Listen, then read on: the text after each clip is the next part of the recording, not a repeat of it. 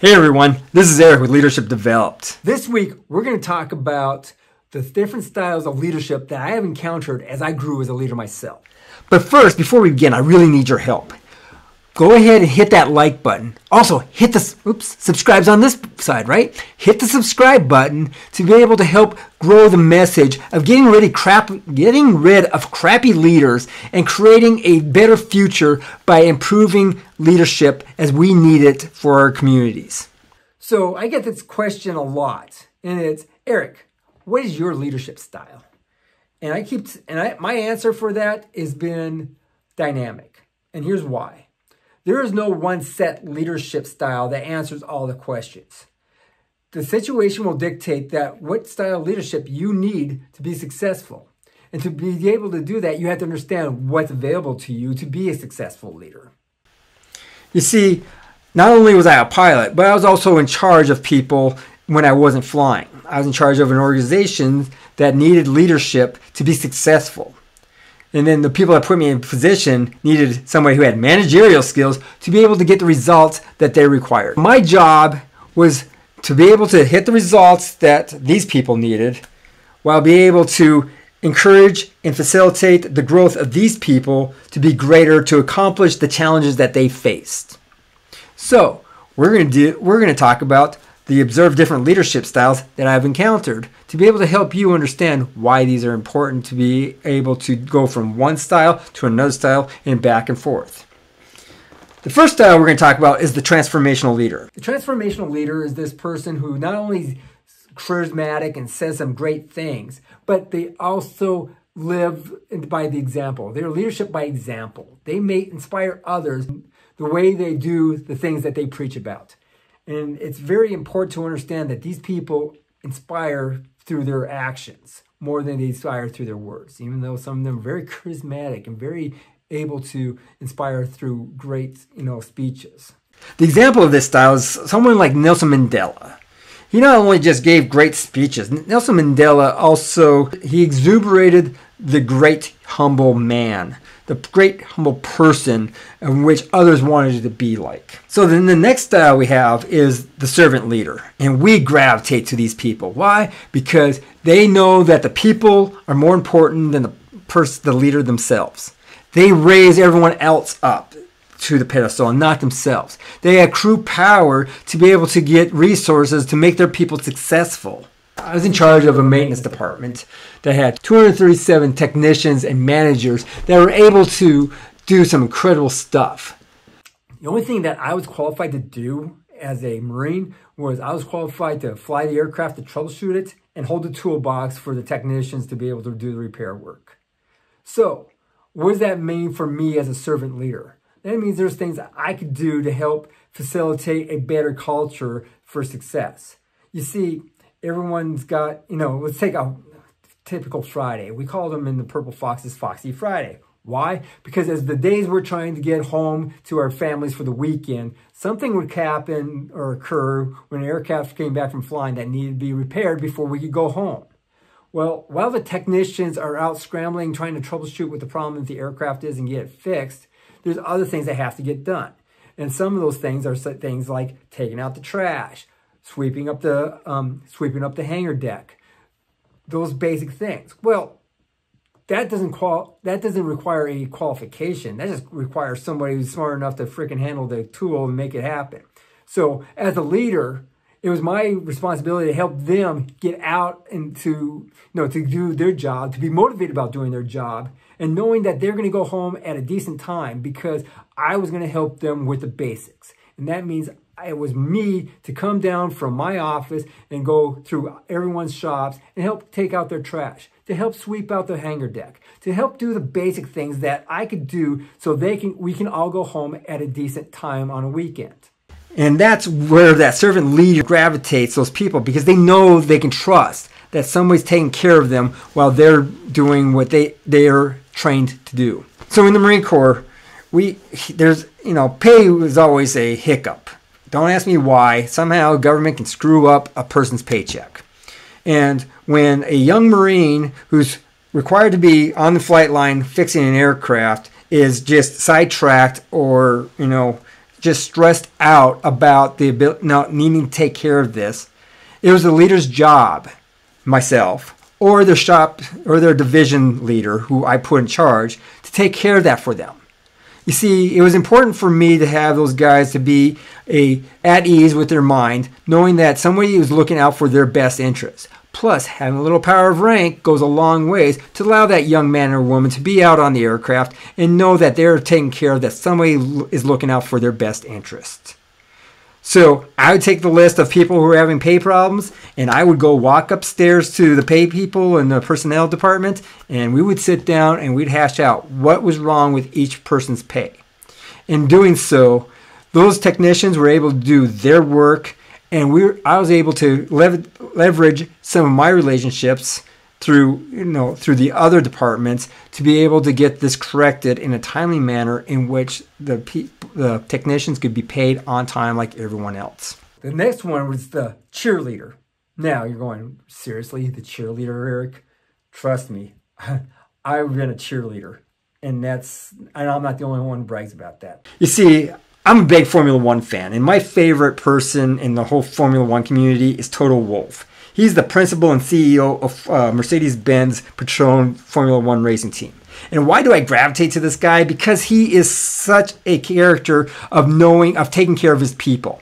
He says his first job as the principal or the CEO of this racing team is he is the cheerleader. Because he's not an engineer, he's not a race car driver, and he's not a wrench turner. He is the overall responsible for the success of this team because of the way that the series is created. The series is a constructor series, so it means it's more about the car than it is the driver. I love that type of shit. But Toto, first thing you heard in his interview is, my role is a cheerleader. And I agree with that. My role was a cheerleader as well. Let's go back. I'm not qualified to turn a wrench. I'm not qualified to run certain programs. I am in charge of these people, but I am not qualified to do these things manually. So what does that mean? That means that I can do my best to cheer them on, to motivate them, to let them know that I have their back and that they will be successful because I believe in them, because I put them in that position of that challenge, because I knew they had the answers. And it's not easy when you're a cheerleader because it's not in your control. The best thing you can do is just have empathy, to be able to be that fan for them, to let them know that somebody's in their corner cheering them on to do the best that they can. And trust me, when you have that type of leadership, those people go to great lengths not to disappoint you. All right, this next style is called the doer leader.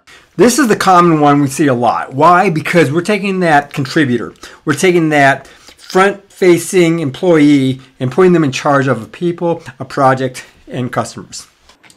The problem we have with these people is that they think that they've been put on a pedestal and they act as such. So what we can do is be able to help them understand what their role is as a leader. If you remember this video, we talked about the things that is required to be an effective leader. The doer leader also is great for us because they know the tricks of the trade. They know they have empathy for their team who are going through the challenges that they're facing. However, we have to help them understand that they are not placed in charge of people for the sake of being in charge. They're in charge of, to be accountable for the projects that are there. So let's take this, we put somebody in charge of 3 other people with 12 customers. Now, we can say in a hierarchy that it's 1, 3, and 12. Or we can say he or she is in charge of 12 customers with the help of 3 others.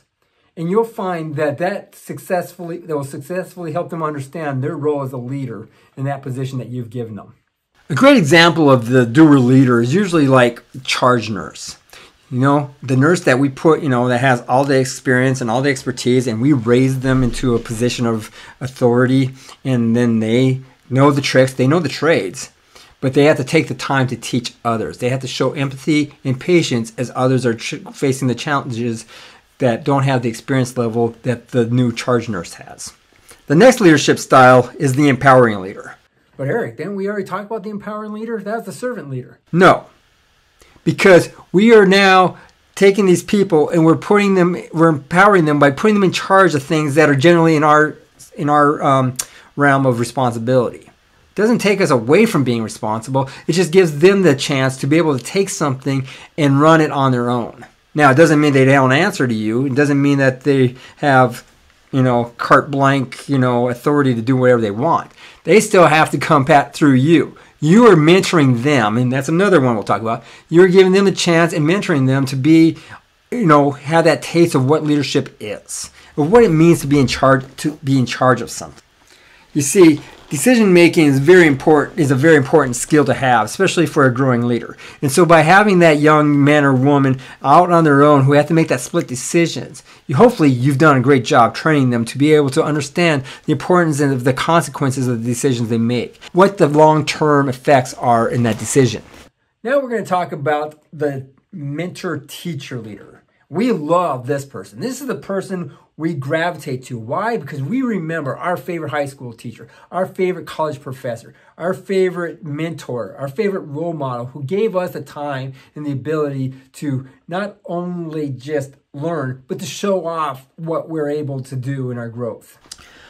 I can tell you many times that I love talking to my mentors and my role models about where I've been, where I've become, and what I'm doing now. Why? Because they taught me the way, they encouraged me along the way, and they have more advice along as I continue on this journey. It's not like it's teach and go. It's teach, mentor, nurture. And it goes a long ways when you have a leader like that. So now we're going to talk about the authoritarian.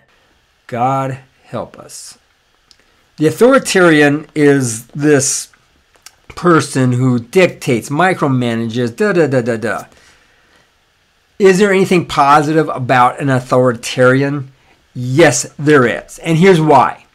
The authoritarian is in a position when immediate decisions need to be made. Immediate direction needs to be given.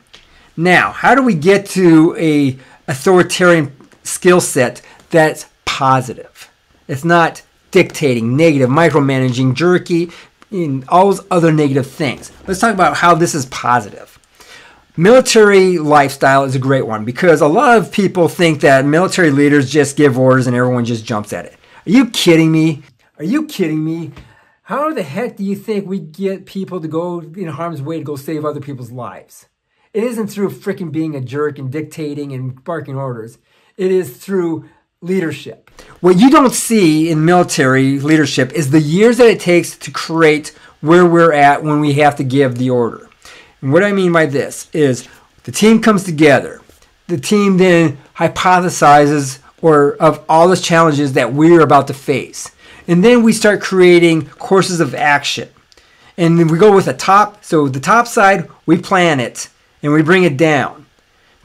And then at the bottom, they tell us that doesn't work that way. It works like this. And then, so they refine it from bottom up. And in that time frame, we're able to create through buy-in the most effective way of handling each challenge that we could hypothesize about. So when it comes for us going into a war zone, when you see us barking orders, it isn't because we know everything, the I know everything people. It is because we've developed it where a split decision has to be made and the consequences will immediately reflect accordingly. So what you don't see is the years that it takes to get us there. What you do see is the guy who says, hey, we're going to do it this way. And everyone starts nodding their head because they think it's immediate obedience to orders. It's not like that. It is the fact that they knew they were part of the buy-in. They were part of the creation, the planning process of creating these solutions. So when the leader says, we're going to do it this way, it's understood that they got there through a team effort. And then finally, we're going to talk about the other extreme. The other extreme is the laissez-faire. Laissez-faire means let what happen will happen. And these leaders it's kind of a lazy leadership, but at the same time, it can be empowering as well. It's just they're responsible for everything, but they don't provide any guidance, feedback, or anything like that. They just like, it's his project, he's running it, and they just take the hits for it.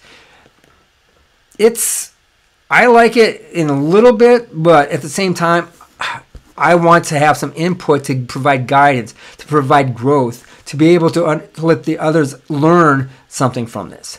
By just letting the subordinate leaders tell you this is how we're going to do it and not understand, you are effectively not being a good manager to the people that you answer to your boss, because you still have to be that. Just because we were talking about leadership doesn't mean you're shirking responsibilities as a manager. You have the responsibility to tell your boss, this is what's going on, this is how we're fixing this, and this is our expected results. If you can't do that, then they'll find somebody else that can.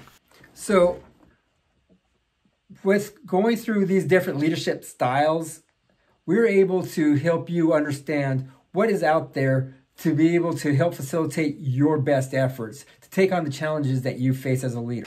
So what you can do now is I'll have these listed out in the description below. Just keep them in mind. Give me some feedback about what you think I missed or what I'm not taking into consideration. There's a whole bunch of styles, a whole bunch of ways of saying it. These are just what I observed and what I've dealt with in my own growth. And I'm still growing today. So with your feedback, I can learn more. I can probably understand. If you can teach me, I will help perpetuate that great information for other growing leaders to be more effective themselves. If you haven't done so, hey, do me a favor. Hit that like button. Also, go ahead and subscribe, because that will let me know that we have an audience that wants to be better leaders, that we're getting rid of the crappy bosses that we have in our society and get rid of these crappy politicians who do nothing for us and put quality leaders in place that we need the most. I'm Eric Landblom. Thank you for your time. We'll talk to you guys next week.